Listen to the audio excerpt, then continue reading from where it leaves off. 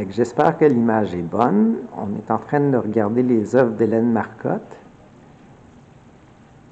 Fait que j'espère vraiment que l'image est bonne. Elle a l'air toute floue dans mon écran. J'ai lu un peu tes textes, Hélène, en dessous des peintures. Sur le côté, tu fais beaucoup de... Ben, je vais en parler en te regardant avec la caméra.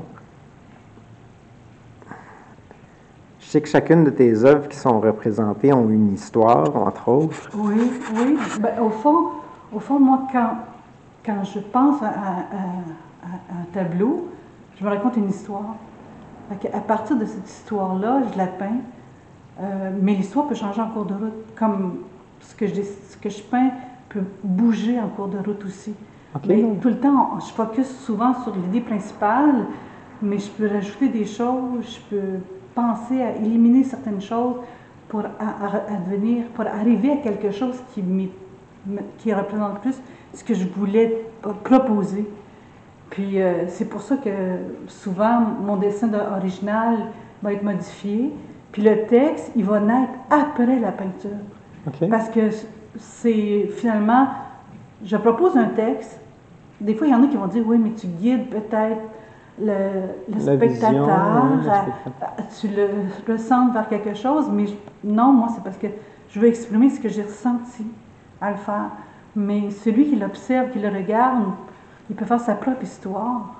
Moi c'est ce que je trouve de l'art, c'est à partir de tableau, tu te racontes une histoire. Que ce soit dans l'abstrait où tu vois ce que tu vois, que ce soit aussi dans le plus descriptif, mais toi, tu vas être animé par quelque chose que peut-être le peintre n'a même pas vu ou n'a pas ressenti. Fait que moi, je trouve que c'est ça. Peindre, en tout cas, moi, ça m'apporte énormément de concentration, puis aussi d'expression en même temps. C'est ça que j'aime beaucoup. Ça fait combien de temps que tu fais de la peinture? Ah, moi, ça fait pas longtemps. J'ai commencé ça après la pandémie. Fait qu'autour de 2021, c'est ça, fin 2020. Puis mes premières œuvres, peut-être 2021, janvier 2021. Mais avant, c'était comme des petits...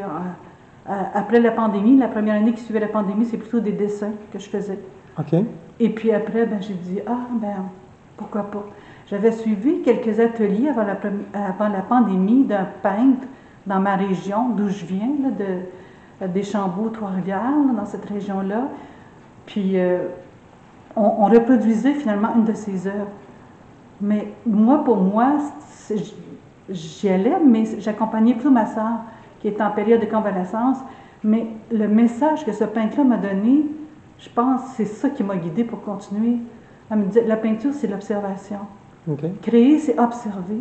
Puis c'est à partir de ça, oui, j'ai envie de faire quelque chose, j'observe. Là, dans tes images, est-ce que tu te bases sur des photographies ou ça sort tout de ton imaginaire? Je ne suis pas encore assez bonne pour créer les visages puis tout. Je vais prendre des photos, plusieurs photos que je vais amalgamer en fonction de ce que je veux donner. Et puis, je ne me fie pas nécessairement à la photo, mais ça va donner comme un guide. Un guide pour faire le design. Ouais, pour faire comme...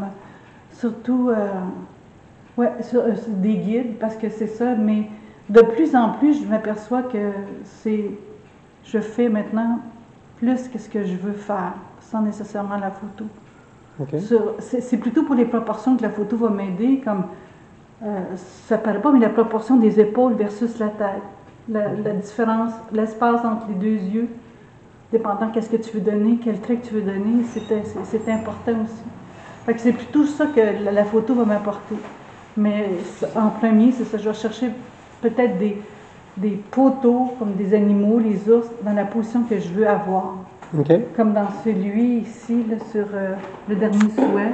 Oui. Ça, il n'y avait que 2 ours originellement qui devaient être sur la peinture. Mais plus je l'avançais, plus j'ai dit, j'ai besoin d'avoir des ours qui sont en réflexion, qui sont tristes, ou qui sont encore pas en admiration, mais celui-là, c'est vraiment dans le genre de vouloir aider les jeunes à compléter le souhait. Puis c'est parce que cette série-là, c'était vraiment c'est une série qui fait comme un conte sur SOS Terre ou ce qu'on veut léguer à nos enfants.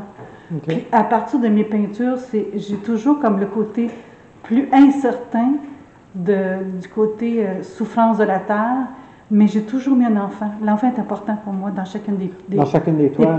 Il y a un enfant parce que c'est lui qui amène l'espoir. Mais l'enfant, on ne peut pas le laisser tout seul. Il a besoin justement d'avoir le lien avec l'adulte ou encore le lien avec le contact avec la nature, parce que lui, il sait qu'il est comme sauveur, c'est un grand mot, mais c'est lui qui peut amener peut-être un changement, mais il a besoin d'aide aussi. Fait que c'est pour ça que l'enfant pour moi est super important. Puis j'ai remarqué aussi que ça ressort aussi dans la thématique de tes textes. Tu parles beaucoup des espèces en voie de disparition dans tes peintures. Cette série-là, je l'avais surtout centrée sur le Québec. J'aurais pu étendre ça à la planète, là, mais cette série-là était plutôt sur le territoire du Québec, les territoires, la côte nord avec le caribou, avec la baleine, avec le golfe, le faucon pèlerin, parce que c'est dans notre région aussi. Ensuite, les territoires Coudjouac et tout ça. Ici, ça, c'est vraiment le bas du fleuve avec les sturgeons. Puis celle-là, ici, ça, c'est plutôt notre région ici, la tortue, puis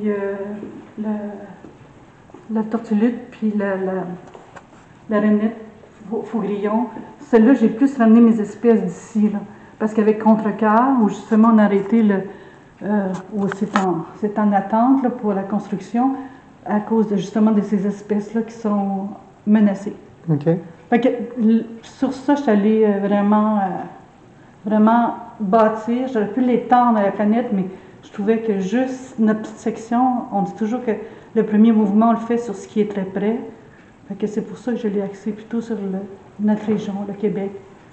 Puis dire, ben, là, tu dis que tu viens de la région de Trois-Rivières, c'est ça? Oui.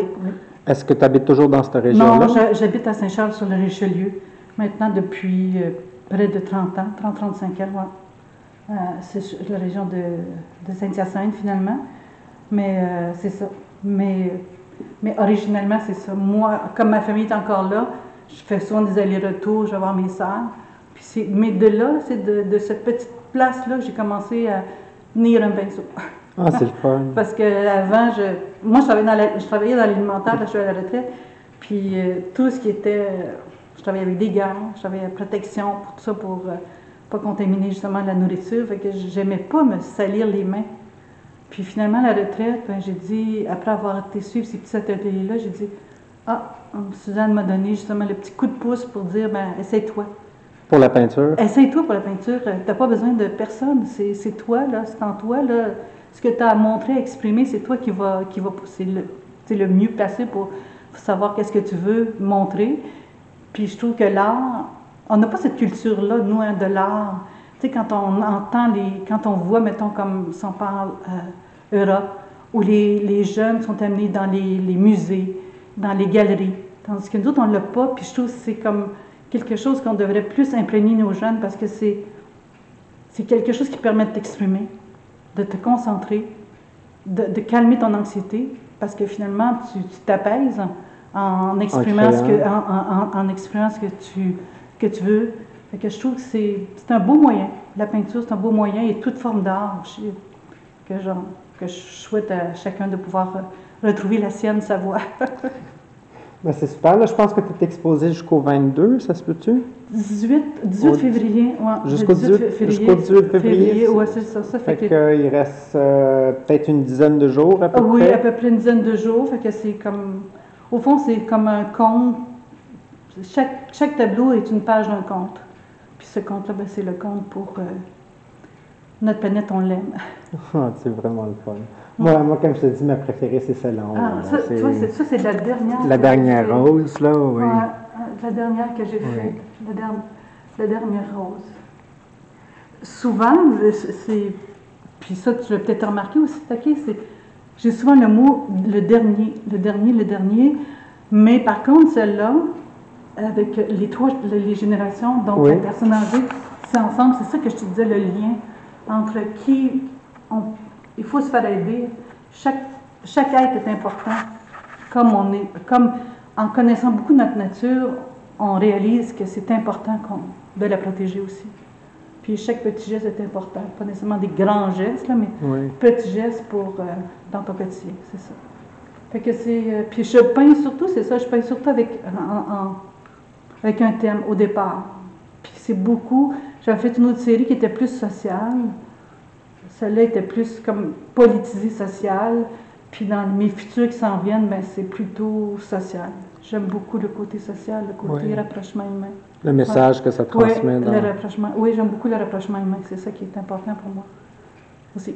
Mais c'est super. Je te remercie beaucoup, Hélène. Mais merci. Je souhaite que tout le monde puisse aller chercher justement ce petit côté art qu'il possède. Oui. Et qu'il le... Ben, de toute façon, toi aussi. Oui. Tu as une belle façon d'exprimer ce que tu ressens aussi, puis une sensibilité très forte dans ce que tu dessines aussi. Merci. Fait que j'espère qu'on va les voir, les tiennes aussi. Ben, je t'en ai apporté une. J'ai arrêté la vidéo parce que ça fait déjà plus